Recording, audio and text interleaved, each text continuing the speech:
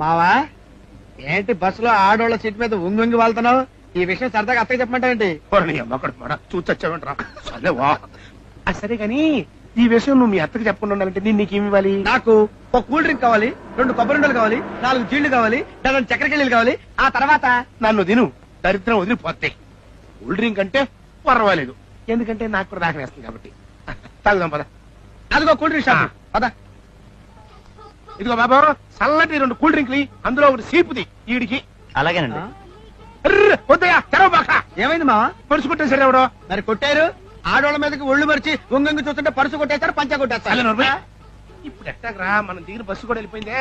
ఏముంది, సాయంకాలం వరకు అడుక్కుంటే నాకు కూల్ డ్రింక్ డబ్బులు వచ్చేస్తాయి. అవి తాగేసి ఎలాగో ఊరు వచ్చేసాం కనుక అడుక్కుంటూ అమ్మాయి గారింటికి వెళ్ళిపోవచ్చు. ఎట్టెళ్ళమంటావరా? మొట్టమొదటిసారిగా కోడలు చుట్టానికి వెళ్తున్నాం. పుట్టి చల్లి వెళ్తే ఏం బాగుంటుంది? ఓ పండో పర్వ తీసుకెళ్ళాలి కదా. మరి ఆ బుద్ధి బస్సులో ఆడోళ్ళ మీదకి వంగి చూస్తున్నప్పుడే ఉండాలా.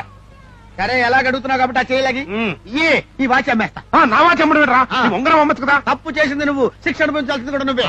ఏమయ్యా, కుటుంబ నియంత్రణ వార్షికోత్సవం సందర్భంగా వీలైనంత ఎక్కువ మందికి ఆపరేషన్ జరిపించి అవార్డు పొందాలని మేమంటే 10 మందిని తీసుకొస్తానని చెప్పి 4 తీసుకొచ్చావు. మిగతా వాళ్ళు ఎప్పుడు తీసుకొస్తావు? కంగారు పడకండి అయ్యా, ఈవేళ కనీసం ఒక్కనైనా తోల్తా.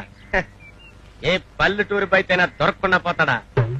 సార్ మాది పొరుగురండి. బస్సులో మా మామ పర్సు కొట్టేశారు. ఈ వాచ్ ఉంచుకొని కొంచెం డబ్బులు